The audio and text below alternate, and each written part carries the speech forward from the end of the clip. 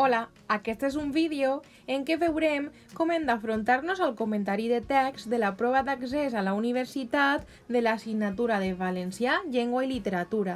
Que explicaré dins l'adequació, veurem les veus del discurs. Les veus del discurs apareixen a l'examen de la següent manera. Identifica les veus del discurs presents al text. Aquesta pregunta val 0,5. I què són les veus del discurs? Són un conjunt de persones o personatges que intervenen en l'acte comunicatiu amb diferents funcions. Hem de tindre en compte que tenim dos nivells, el nivell contextual i el nivell textual.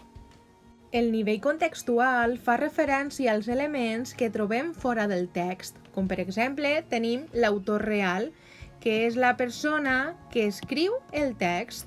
També trobem el lector real, que és la persona que llig o escolta el text.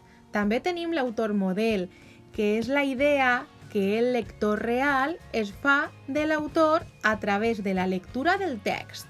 I per últim tenim el lector model, que és la idea que l'autor real es fa sobre el lector a qui destina el text que elabora.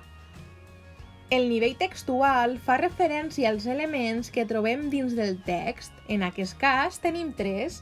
El locutor, que és la veu que conta els fets, es presenta en primera persona del singular, per exemple jo, en tercera persona del singular ell o en primera persona del plural nosaltres. És a dir, és el narrador. I haurem de dir com és. També tenim la locutari, que és la persona qui s'adreça al locutor dins del text, és a dir, el tu discursiu, i pot aparèixer o no. Finalment, tenim l'enunciador o els enunciadors, que és la persona o persones que ixen en el text i que tenen una veu pròpia, és a dir, els personatges. La veu de l'enunciador o dels personatges pot aparèixer en el text de diferents maneres. Per exemple, tenim el discurs directe, que són els diàlegs o situacions textuals marcades per un signe gràfic i sintàctic. Apareix amb un verb de dicció, amb guions, cometes o cursiva. Per exemple, tenim li va dir ... el signe gràfic no vull eixir i les cometes que reprodueix el que diu el personatge. També tenim el discurs indirecte, on apareix el verb de dicció més la conjunció que o si. Per exemple, tenim li va dir que no volia eixir. Així podem observar que tenim el verb de dicció, que en aquest cas és dir, més la conjunció que.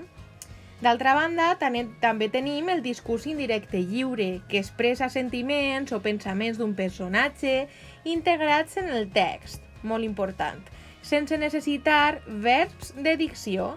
Per exemple, els xiquets jugaven en el parc. Quina alegria, quin rebombori. Així podem veure el sentiment del personatge concret. Fins ací les veus del discurs. Moltes gràcies.